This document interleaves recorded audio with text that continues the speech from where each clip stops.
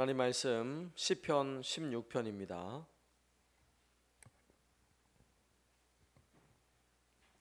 시편 16편 1절에서 11절까지 말씀 보겠습니다.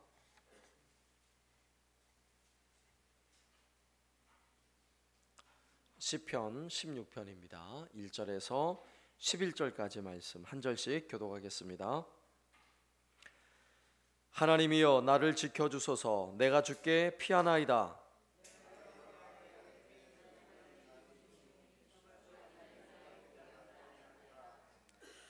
땅에 있는 성도들은 존귀한 자들이니 나의 모든 즐거움이 그들에게 있도다.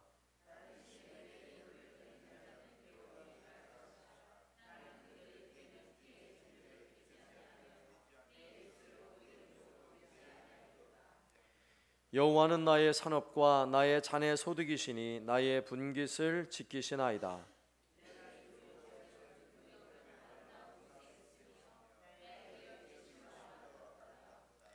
나를 훈계하신 여호와를 송축할지라. 밤마다 내 양심이 나를 교훈하도다.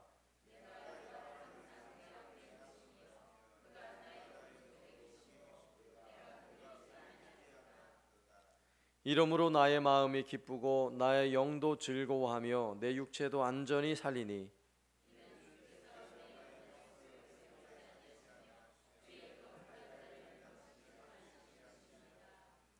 주께서 생명의 길을 내게 보이시리니 주의 앞에는 충만한 기쁨이 있고 주의 오른쪽에는 영원한 즐거움이 있나이다. 아멘. 할렐루야. 광고 드린 대로 내일은 효도 여행을 떠나는 날입니다. 만 70세 이상 교회 어른들에게 교회가 또 사랑하고 섬기는 마음으로 여수에 있는 순천에 있는 정원 박람회에 다녀올 예정인데요. 둘러보고 또 점심에 맛있는 식사하고 그렇게 돌아올 예정인데 만 70세 이상 어른들 꼭 참여해 주시면 좋겠고요. 그리고 기쁜 소식, 우리 심영자 권사님께서 우리 어른들 맛있는 식사 대접해 달라고 또 후원금을 20만 원을 해주셨습니다. 할렐루야. 그러니까 꼭 가셔야 돼요. 안 가시는 분이 안 계시면 안 되고, 하여튼 오늘 예배 끝나고 나서라도 한 번 더 좀 확인하셔가지고 모든 분이 다 참여할 수 있도록 그렇게 좀 수고를 해주시면 감사하겠습니다. 내일 교회에서는 9시에 출발하도록 하겠습니다. 기도하는 사람에게는 큰 기쁨이 있습니다. 믿습니까?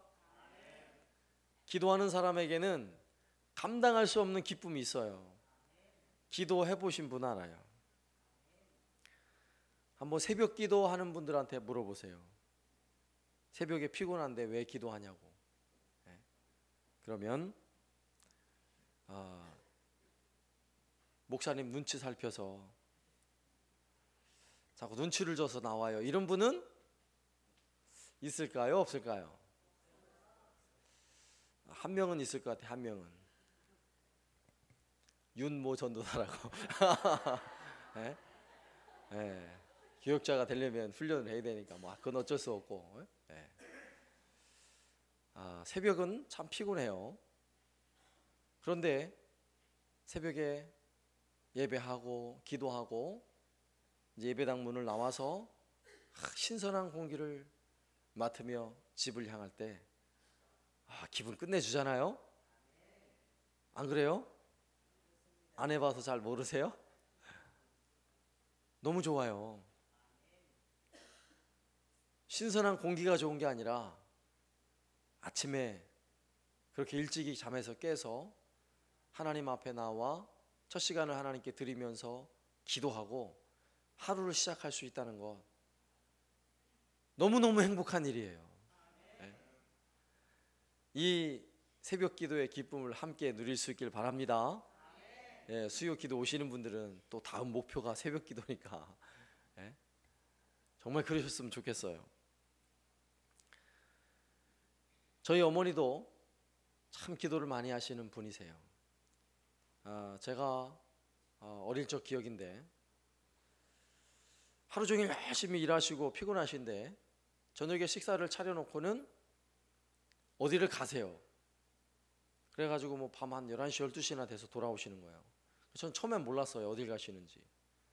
그런데 알고 봤더니 교회에 기도하러 가시는 거예요. 기도하러. 그래서 제가 이사를 해서 교회 가려면 적어도 걸어가면 1시간 정도는 걸어가야 되는데, 그런데도 밤마다 가시더라고요. 밤마다. 그래서 제가 교회 간다는 사실을 알고, 어머니 밤에 그렇게 가시는데 안 피곤하세요? 그렇게 하시는 말씀이 안 피곤해, 우리 기도하면 힘이 나거든? 이렇게 얘기를 하시는 거예요. 저는 그때는 몰랐어요. 그 말이 무슨 말인지 몰랐어요. 그런데 기도해 보니까 그 의미를 알겠어요. 기도하면 하나님 힘을 주십니다. 기도하면 내 마음에 감당할 수 없는 기쁨이 내 속에서 솟아나요. 그래서 기도하는 거 아니겠어요?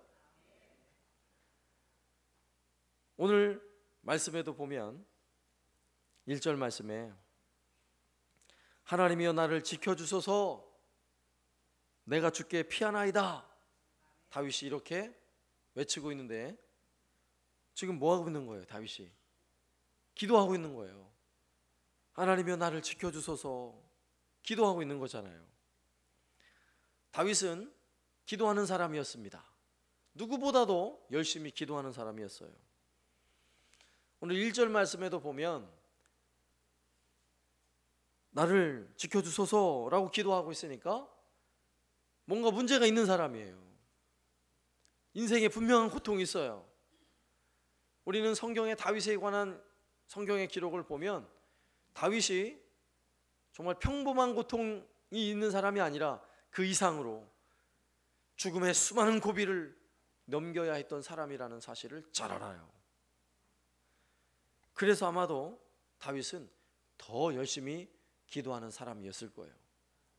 사실 오늘 시편 16편의 처음 시작은 분명 기도하는 사람이라는 사실을 알면서도 그래, 기도할 수밖에 없는 사람이야, 피해야 하니까 하나님께, 그 인생이 너무 힘들어서 하나님께 기도할 수밖에 없는 사람이야, 자 이렇게 우리가 인정할 수 있어요. 그런데 맨 마지막 절로 가서 보면, 기도를 끝마치는 부분에 11절에 가서 보면 주께서 생명의 길을 내게 보이시리니 주의 앞에는 충만한 기쁨이 있고 주의 오른쪽에는 영원한 즐거움이 있나이다. 아멘. 분명 기도를 시작할 때는 뭔가 어려움이 있어 보여요. 뭔가 인생에 고통이 있어서 하나님께 기도하러 나온 것처럼 보여요. 그런데 기도를 마칠 쯤에는 다윗의 마음이 불안하고 초조해 보입니까? 아니면 기쁘고 행복해 보입니까? 기쁘고 행복해 보이잖아요. 주 앞에는 충만한 기쁨이 있습니다. 주의 오른쪽에는 영원한 즐거움이 있습니다. 이렇게 기도를 끝맺고 있어요. 오늘 시편 16편에서.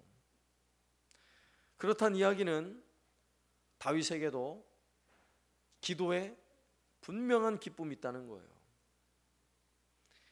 기도해 본 사람들은 알아요. 기도하는 것이 얼마나 큰 기쁨인지. 인생이 고통스럽고 내 어깨를 짓눌러도 기도하면 다시 웃을 수 있는 거예요. 할렐루야. 힘겨워도 기도하는 사람은 인생의 즐거움을 다시 찾는 거예요. 할렐루야. 그러면 왜 기도하면 기쁜지, 기도하면 왜 기쁜지 오늘 말씀을 통해 한번 살펴보면요, 첫 번째로 기도하면, 따라서 하세요, 하나님이 보입니다. 아멘. 기도하면 하나님이 보여요. 기도할 때 눈을 감는 이유가 뭐예요? 기도할 때 눈을 감는 이유는 내가 근심하고 걱정하는 세상을 보는 게 아니라 하나님 보기 위해서 눈을 감는 거예요. 네? 눈 뜨면 뻔히 보이잖아요, 세상이. 그래서 눈을 딱 감고, 그래, 나는 세상에 대하여 눈을 감고 나는 하나님만 보리라, 이런 마음으로 눈을 감는 거예요. 이런 말씀은 성경에 없어요. 그러나 원리상으로 보면 그래요. 기도는 하나님을 바라보는 거니까, 그죠?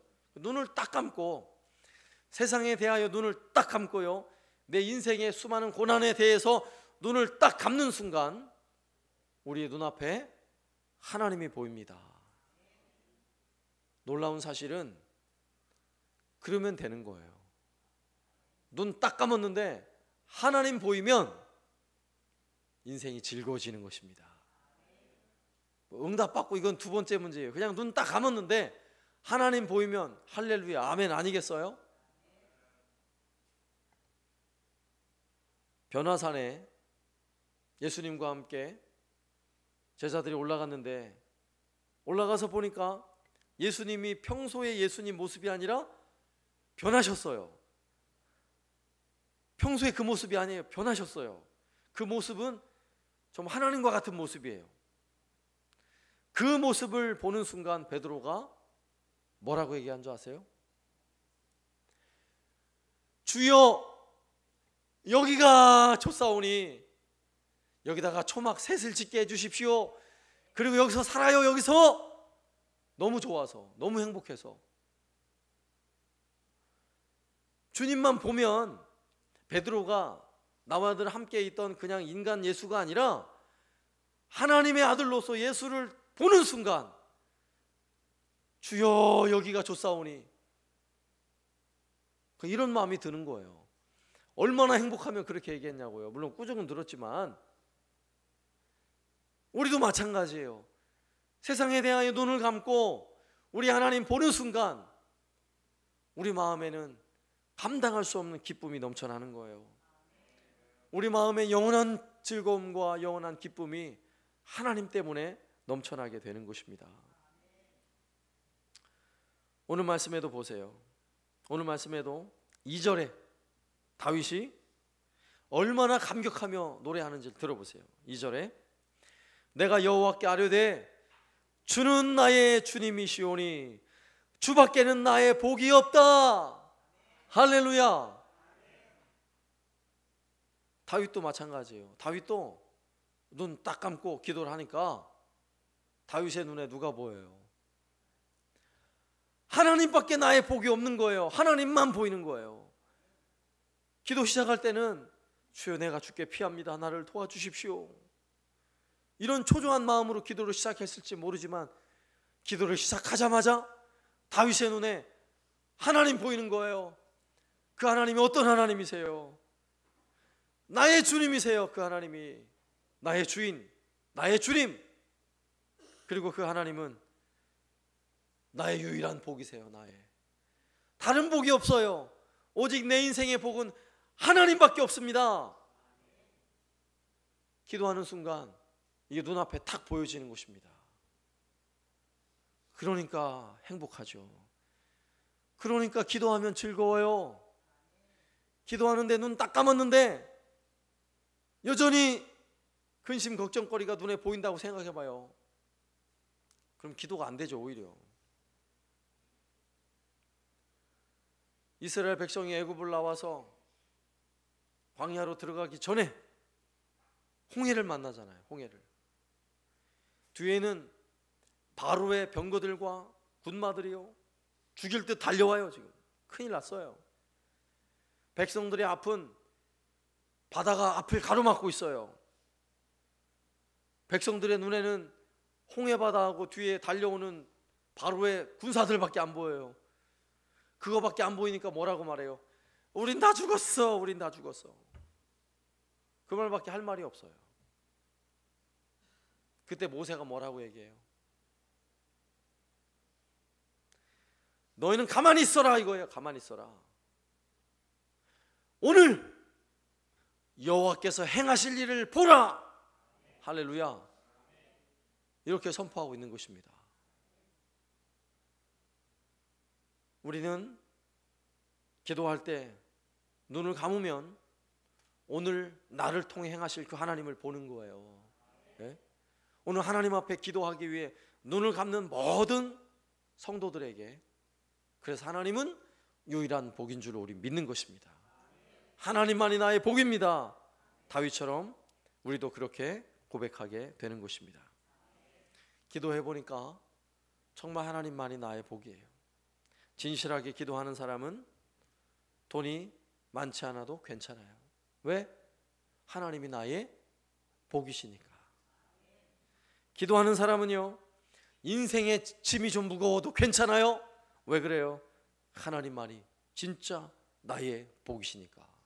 할렐루야. 그래서 기도하는 사람은 기쁜 거예요. 두 번째, 기도하면 성도들 한 사람 한 사람이 너무너무 존귀해 보여요. 기도하는 사람의 눈에는 성도들 한 사람 한 사람 존귀하지 않은 사람이 없어요. 할렐루야.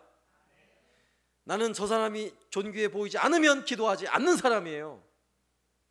하나님 앞에 눈 딱 감고 기도하는데 존귀하지 않을 수 있어요? 기도 제대로 안 하는 사람이에요. 하나님 앞에 진실한 마음으로 겸손히 한번 기도해 보시라고요. 함께 예배하는 성도들 존귀하지 않은 사람 있어요? 없어야 정상이에요. 오늘 보세요. 다윗이 뭐라고 고백하는지. 3절 말씀에 땅에 있는 성도들은 존귀한 자들이니 나의 모든 즐거움이 그들에게 있도다. 할렐루야. 다윗의 고백이에요. 기도하는 사람 다윗의 고백. 땅에 있는 성도들이 너무너무 존귀하대요. 그래서 나의 즐거움은 바로 그들에게 있대요. 나와 함께 있는 성도들 때문에 나의 즐거움이 있대요.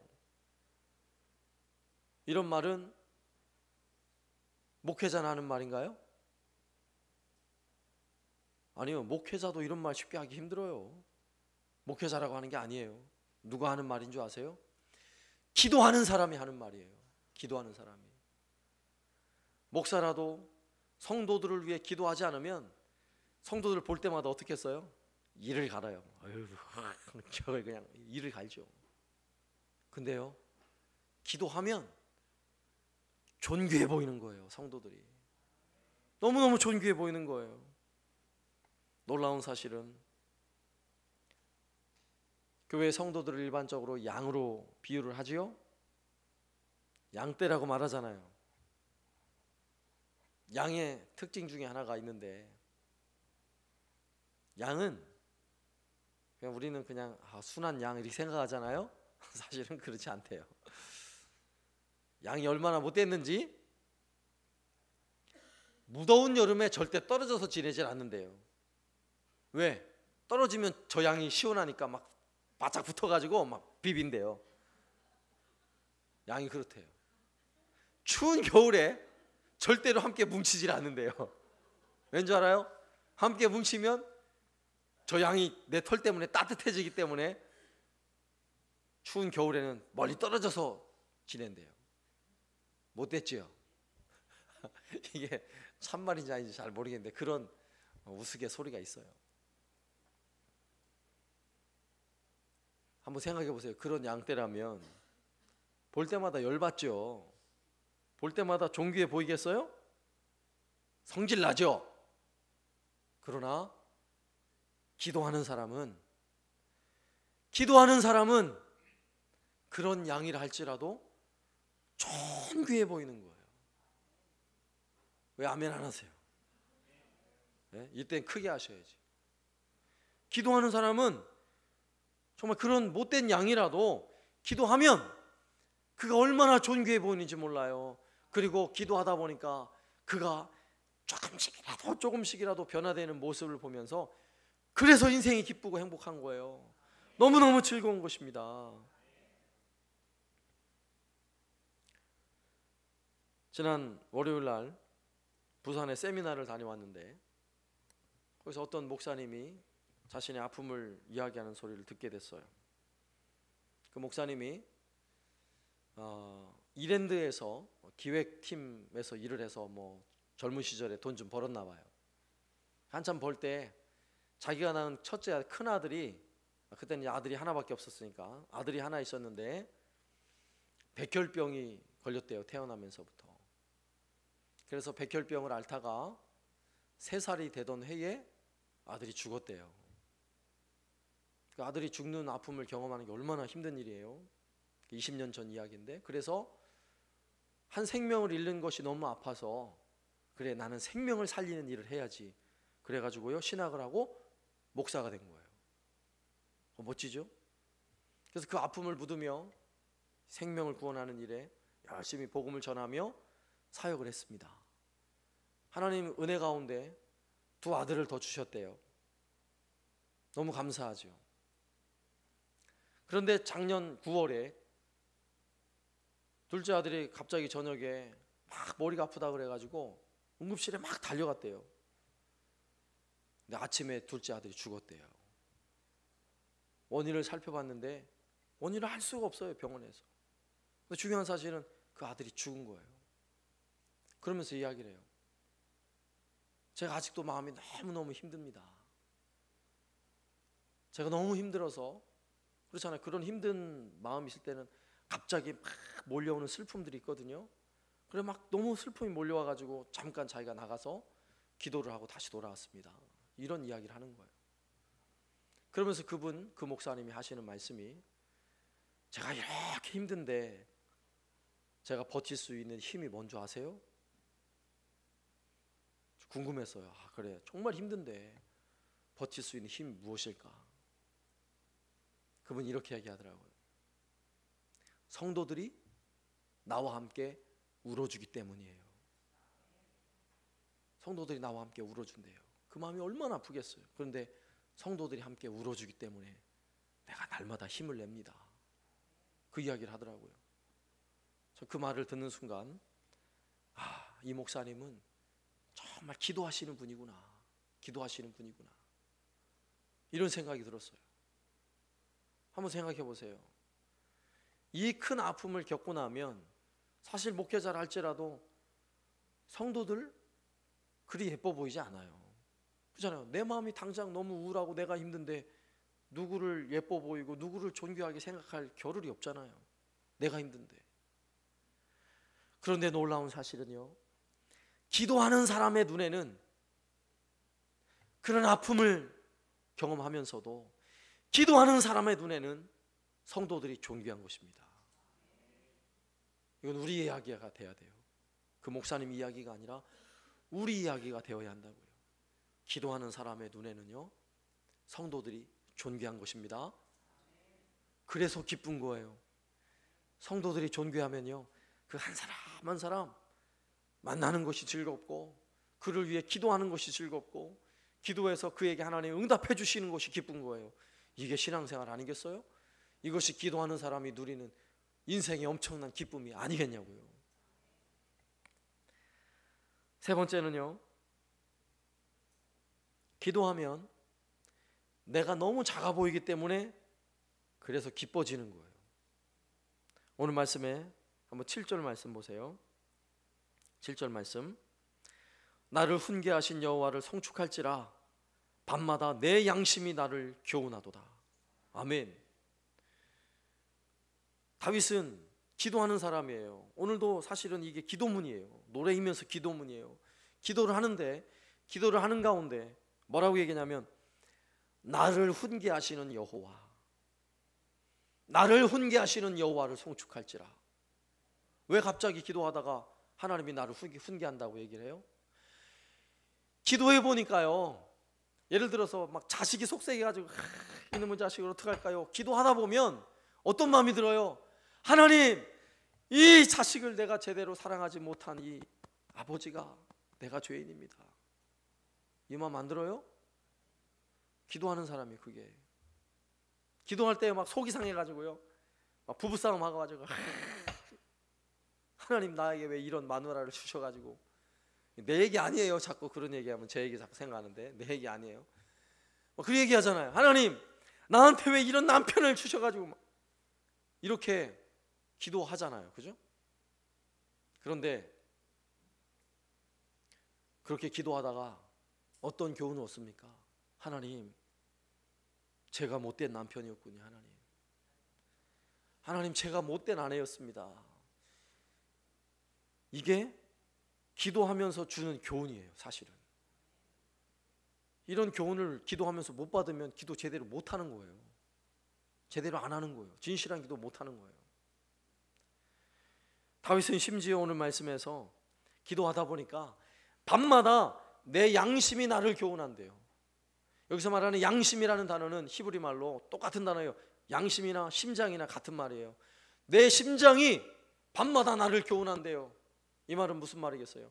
내가 오늘 밤에도 기도하면서 하나님께 간구하면서 보니까 내 심장이 내 심장이 뛰고 있는 것 자체가 이게 교훈인 거예요. 교훈. 나를 향한 교훈인 거예요. 아, 내가 오늘도 생명이 있으면 나를 통해 하나님께서 무엇인가 하길 원하시는 일이 있겠지. 교훈을 받는 거예요. 교훈을 받는 거예요.